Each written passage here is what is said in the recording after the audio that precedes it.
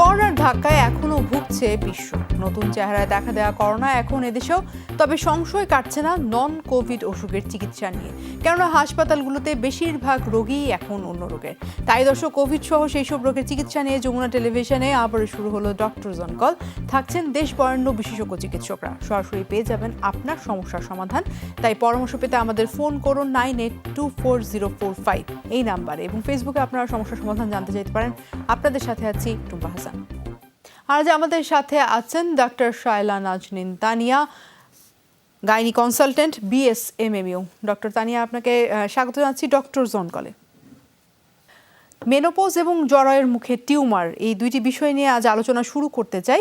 Menopause একটি স্বাভাবিক শারীরিক প্রক্রিয়া। সাধারণত 45 থেকে 55 বছর বয়সে নারীদের পিরিয়ড বন্ধ হয়ে আসার ঘটনা এটি। জানতে চাই আপনার কাছে ডক্টর শায়লা, এই বন্ধ হয়ে যাওয়ার ঘটনাটি কেন ঘটে নারীদের শরীরে?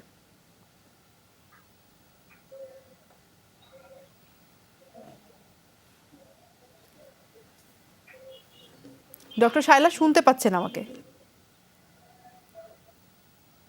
এখন শুনতে পাচ্ছি। আচ্ছা ডক্টর শায়লা, আমি মেনোপজ নিয়ে আপনার কাছে জানতে চাইছিলাম যে 45 থেকে 55 বছর বয়সে নারীদের পিরিয়ডস বন্ধ হয়ে যাওয়ার ঘটনাটিকেই তো আমরা মেনোপজ বলছি। কেন ঘটে এই ঘটনাটি আমাদের শরীরে? আসসালামু আলাইকুম। যমুনা টিভিকে ধন্যবাদ আমাকে সংযুক্ত করার জন্য। মেনোপজ বলতে আসলে আমরা যেটা বুঝি যে এটা হচ্ছে যে একটা নারীর জীবনের একটা স্বাভাবিক প্রক্রিয়া, যেটা হচ্ছে যে তার জীবনকে যদি একটা সম্পূর্ণ অংশ ধরা হয়, তার 1/3 অংশ হচ্ছে যে মেনোপজ, যেটা তার জীবনের যে ঋতুস্রাবটা ছিল সেটা যদি বন্ধ হয়ে যায়, এবং এই বন্ধটা যদি 1 বছর পর্যন্ত, তার মানে 12 মাস পর্যন্ত যদি থাকে, তখন হচ্ছে যে তাকে আমরা মেনোপজ বলে থাকি। আর এটা আসলে হয় হচ্ছে আমাদের যে ওভারি অর্থাৎ ডিম্বাশয়, সেখান থেকে যে ওভারিয়ান ফলিকুল গুলার রিজার্ভ কমে যায় বলেই আসলে এই একজন নারী তার জীবনের এই অধ্যায়ে তার আবির্ভাব ঘটে। আর এটাই হচ্ছে মেনোপজ। মেনোপজ বলে সবার কাছে আখ্যায়িত হয়। এই যে মেনোপজের কথা বলছিলাম, তো প্রি মেনোপোজাল সিমটমস নিশ্চয়ই দেখা যায় মেনোপজ শুরু হওয়ার আগে। সেই সিমটমসগুলো আসলে কি ধরনের হয়ে থাকে, কি দেখে আসলে আমাদের দেশের নারীরা বুঝতে পারবেন যে তারা মেনোপজের দিকে আগাচ্ছেন? হ্যাঁ, প্রত্যেকটা প্রক্রিয়ারই আসলে হচ্ছে যে একটা পূর্বাভাস থাকে, এবং এই প্রিমেনোপজাল সিনড্রোম যেটা, এটাও কিছু পূর্বাভাস দিয়েই আসে। যেই নারী নিয়মিতভাবে তার ঋতুস্রাব হচ্ছিল, দেখা যায় যে তার সেটার একটা অনিয়ম চলে আসছে, এমন ভাবে যে এটা হয়তোবা তার আগে যেটা প্রত্যেক মাসে মাসে হতো সেটা দীর্ঘায়িত হয়ে গেছে, 1-2 মাস পর পর হচ্ছে। আগে তার যে ফ্লোটা ছিল সেই ফ্লোটা কমে আসছে, কমে আসতে আসতে এমনও হতে পারে যে 1 ফোঁটা 2 ফোঁটা হচ্ছে, অথবা আগে যেরকম ফ্লো হতো এখন সেরকম হচ্ছে না। কারো কারো দেখা যাচ্ছে যে যেটা 2-3 মাস পর পর আসছে। কারো হচ্ছে যে ঘুম আসছে না, তার ঘুমের অনিদ্রা যেটা আমরা বলি। কারো কারো হচ্ছে যে ভেসোমোটর সিমটম আমরা যেগুলো বলি যে দুশ্চিন্তা ভোগা, প্যালপিটেশন হওয়া, এবং অনেকেরই হচ্ছে দেখা যায় যে তার যে আগের যেই নিয়মিতভাবে তার সেক্সুয়াল যে ডিজায়ারটা ছিল সেটা কমে আসে। কারো কারো হচ্ছে বডিতে ইস্ট্রোজেন, বডিতে ক্যালসিয়ামের অভাবের জন্য তার শুরু হয়ে যায়, এবং এটার জন্য তার হাড়ের যে ক্ষয় সেটা শুরু হতে পারে। তার জন্য তার শরীরের যে কোনো এগুলো আমরা যেটা বলি জয়েন্ট গুলো, বেশিরভাগ ক্ষেত্রে হাঁটু, গোড়ালি এবং ব্যাকের যে ব্যাকেক বলি আমরা, এই ব্যথাগুলো সে উপলব্ধি করতে পারেন। সেক্ষেত্রে একটু জানতে চাইবো আপনার কাছে, মেনোপজের যে প্রক্রিয়াটি শুরু হতে যায় মানুষের শরীরে, মেয়েদের শরীরে বিশেষ করে, সেই প্রক্রিয়াটিকে কি পিছিয়ে দেওয়া যায়? কোনো লাইফস্টাইল বা এমন কোনো মডিফিকেশন কি আনা যায় জীবনে, যেখানে আসলে এই প্রক্রিয়াটি একটু পিছিয়ে গেল? আসলে যে কোনো নরমাল জিনিসকে তো আসলে সেটাকে পিছিয়ে দেওয়াটা, এটা কোনো ইসের ভিতরে পড়ে না। এটা আসলে আমাদের জেনেটিক্যালি এটা ডিটারমাইন্ড থাকে যে সে ওই মেনোপজে কখন যাবে, এটার উপরে নির্ভর করছে। তবে কেউ যদি মনে করে যে আমি এটা চাই না, তখন হরমোনাল প্রিপারেশন নিয়ে সে করতে পারে, কিন্তু আসলে সেটা হয় না, সেটা করা হয় না। আরেকটি জিনিস বলবেন যে ইউরিনারি প্রবলেমস এই মেনোপজের সময় বা মেনোপজের পরে কতখানি প্রকটভাবে দেখা যায়, সেই সাথে ভ্যাজিনাল ড্রাইনেসের বিষয়টিও কি খুব কমন কিনা? এটা খুব ইম্পর্টেন্ট কথা। এটা হচ্ছে যে মেনোপজ যখন তার শুরু হয়ে যায়, তখন আসলে আমি আগেই বললাম যে আমাদের যে ওভারি থেকে তার হচ্ছে যে ফলিকুল গুলো কমে আসে এবং সেখানে সে নিয়মিতভাবে যে হরমোনগুলো তৈরি করছিল ইস্ট্রোজেন, প্রোজেস্টেরন সেগুলোর পরিমাণ কমে আসে এবং এই ইস্ট্রোজেনের কিন্তু আমাদের যে এই ফ্যামিলিটি অর্থাৎ আমি একটা উমেনহুডে আছি, এইটাই মেইনটেইন করছে আমার ইস্ট্রোজেন এবং প্রোজেস্টেরন। Mainly oestrogen. তো ইস্ট্রোজেনের ঘাটতি যখন হয় তখন আসলে অনেকগুলো জায়গায় আমাদের যে মিউকোজা লেয়ার বলি আমরা সেই লেয়ার গুলো আসলে অ্যাট্রোফি হয়ে কমে আসতে থাকে, যার জন্য সব জায়গাতেই প্রবলেম হয়। বিশেষ করে ভ্যাজাইনাতে এটা হচ্ছে অ্যাট্রোফি হওয়ার জন্য যেখানে হয় সেখানে সিক্রেশন গুলো কমে আসে, আর এই জন্যই ভ্যাজানাল ড্রাইনেসটা ডেভেলপ করে। পাশাপাশি ইউরেথ্রা সেখানেও হচ্ছে যেটা হচ্ছে মূত্রনালী, সেখানেও হচ্ছে তার এরকম অ্যাট্রোফির মতো হওয়ার জন্য সেখানেও তার যে কোনো অল্প এসেই তার ইনফেকশন হওয়ার চান্সটা বেশি থাকে এবং এই জন্য এই নারীগুলা ইউরিনারি সিমটম গুলা বিশেষ করে প্রস্রাবের সময় অনেক জ্বালা পোড়া, তলপেটে ব্যথা করা, এগুলা সমস্যায় সে ভোগে। তলপেটে ব্যথাটাই বেশি তারা কমপ্লেইন করে। ডক্টর শায়লা, এই আলোচনা আমরা আবারও ফিরবো, তবে একটা বিরতির সময় হয়েছে ডক্টর জন কল থেকে। দর্শক নিচে ছোট্ট একটা বিরতি, ফিরছি একটু পর, আমাদের সাথেই থাকুন।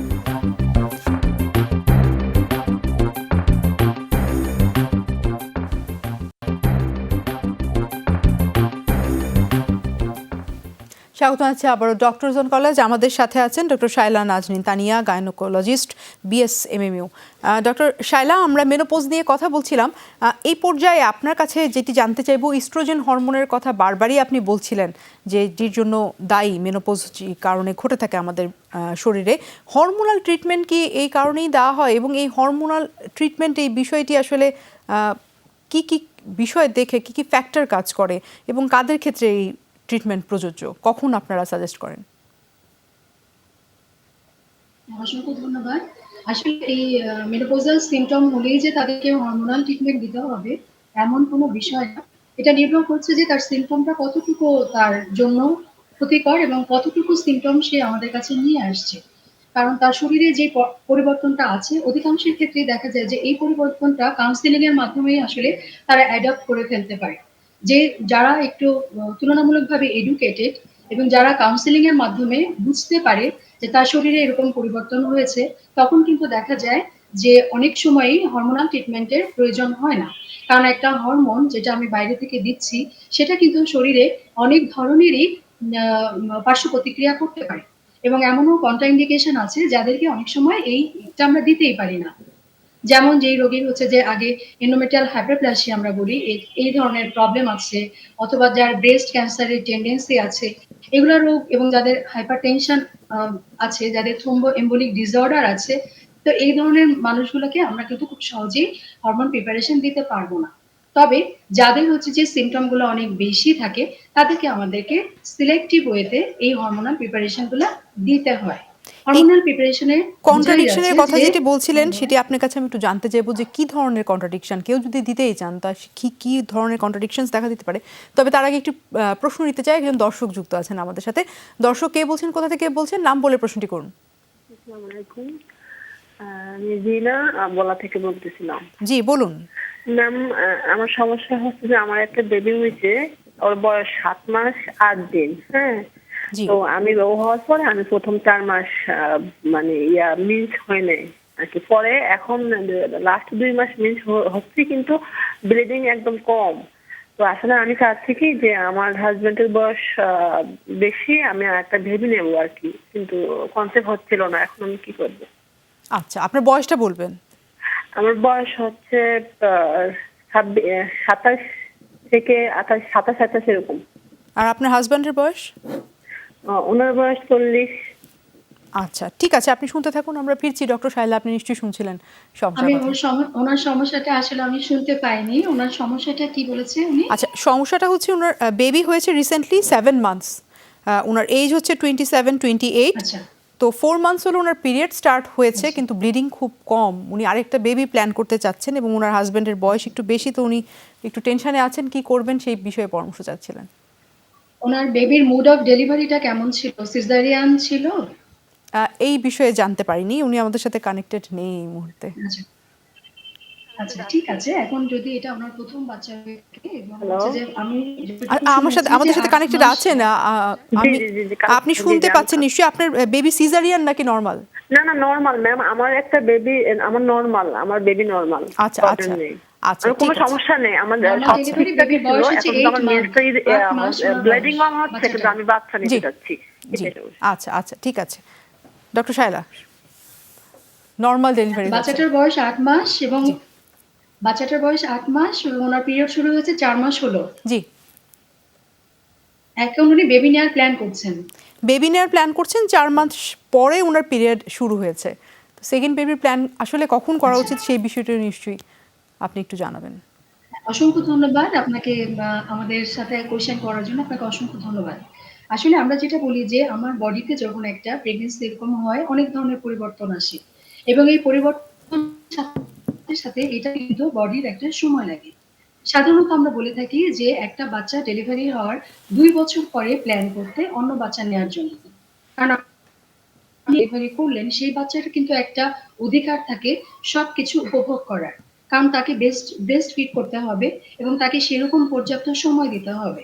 এর মাঝখানে যদি আপনি আরেকটা বেবির জন্য প্ল্যান করেন তখন কিন্তু আপনার এই বাচ্চাটা বঞ্চিত হবে।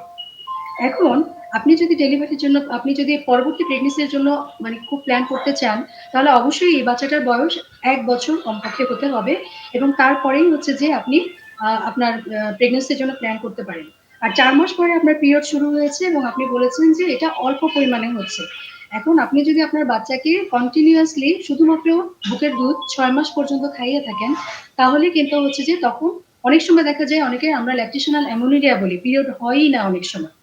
কারণ হচ্ছে যে ওটা সাপ্রেস করে রাখে আমাদের বডির মেকানিজমের মাধ্যমে তখন মেনস্ট্রুয়েশনটা সাপ্রেসড হয়ে থাকে। তো আপনার পিরিয়ডের পরিমাণটা কম সেটা আপনি বাচ্চাকে এখনো ব্রেস্ট ফিড করছেন এইজন্য হয়তোবা কম হতে পারে। আর আপনি যদি প্ল্যান করতে চান তাহলে আপনি আপনার এই বেবিটার ১ বছর পূর্ণ হওয়ার পরে যদি খুব বেশি দরকার হয় চেষ্টা করবেন কিন্তু খুব ভালো হবে যদি আপনি ২ বছর পর থেকে সম্পূর্ণভাবে চেষ্টা করেন নতুন একটা বাচ্চা নেয়ার জন্য। ধন্যবাদ আপনাকে। আপনাকে ধন্যবাদ ডক্টর শায়লা। আমরা আরেকটা ছোট্ট বিরতির পরেই আলোচনায় আবারও ফিরতে চাই। ডক্টর জন কল থেকে নিচ্ছি আরেকটা ছোট্ট বিরতি, আমাদের সাথেই থাকুন।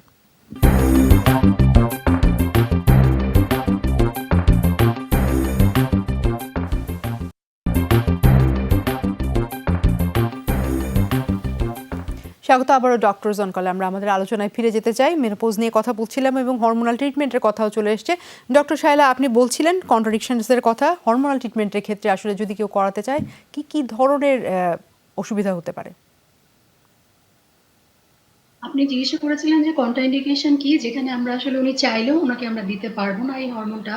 তার ভিতরে সবচেয়ে আগে আমরা বলতে পারি যে সাসপেক্টেড ব্রেস্ট ক্যান্সার যাদের আছে এবং যার হচ্ছে যে আপনার লিভার ডিজিজ আছে এবং আমরা কলেস্টেটিক জন্ডিস একটা বলি, এই সমস্যায় যে ভোগে তাকে আমরা দিতে পারব না।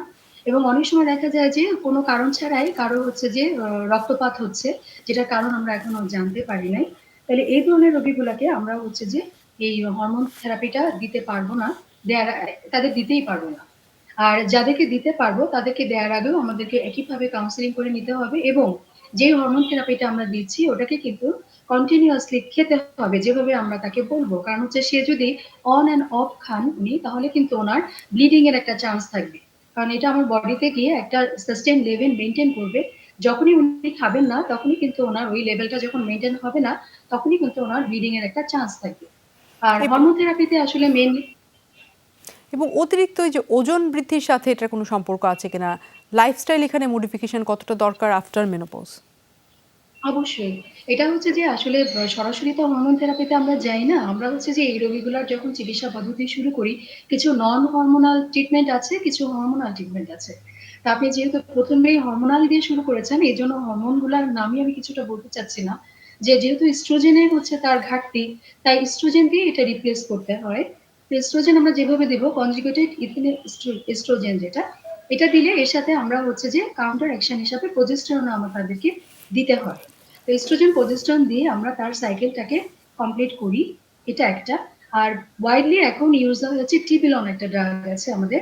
যে ড্রাগটা আসলে দেখা যায় ওয়েল কন্ট্রোল হয় অনেকের ক্ষেত্রে এবং এই মেনোপজাল সিম্পটম যেটা আসলে হট ফ্লাশ যেটাতে একজন নারী হঠাৎ করেই হচ্ছে যে খুব গরম অনুভব করে এবং মনে হয় যেন তার মাথা দিয়ে কান দিয়ে ধোঁয়া বের হচ্ছে, এবং এই ঘটনাটা বেশিরভাগ সময় রাতে হয় এবং এমনও হয় যে তার এত সোয়েটিং হয় যে তার কাপড় চোপড় পর্যন্ত ভিজে যায়। তো এই সিমটমটা এবং হচ্ছে যে তার যাতে বোন ক্ষয়টা আমরা প্রিভেন্ট করতে পারি, এবং অনেককে কিন্তু দেখা যায় যে ফ্র্যাকচার নিয়ে আমাদের কাছে আসে। তো এই ২ টা জিনিসকে আমরা কমবেট করার জন্যই আসলে ইস্ট্রোজেন হরমোন থেরাপিটা দিয়ে থাকি। টিবুলাইন খুব ভালো ড্রাগ।